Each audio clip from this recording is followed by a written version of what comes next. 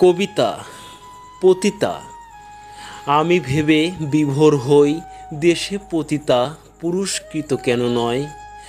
যাদের ঘৃণিত বেশ্যা পতিতা বলে গালি দাও, তোমার প্রতারণা লালসার কারণে তারাই হলো ধর্ষিতা, নাম দিলে পতিতা।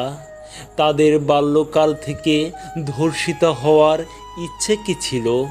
অথবা বিধাতা কি ভিন্ন জাতিরূপে তাদের গড়েছিল?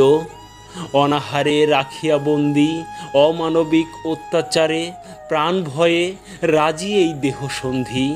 তারপর পতিতালয়ে আসিয়া হলাম তোমার ভোগের ললিতা।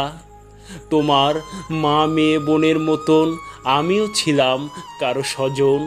তোমার বিক্ষিপ্ত যৌবন ক্ষুধা নিবারণে আমাকে ব্যবহার করো বটে, তবে ভেবে দেখো আমি বিনা না জানি কার মেয়ে বোন ধর্ষিতা হতো, কলঙ্কিত হতো, মুখ দেখাতো কারে। মানুষের মূল্যবোধ নাই বা পেলাম সমাজে, তবে আর কোনো মেয়ে যেন ধর্ষিতা না হয় এই শপথ নিলাম ভবে।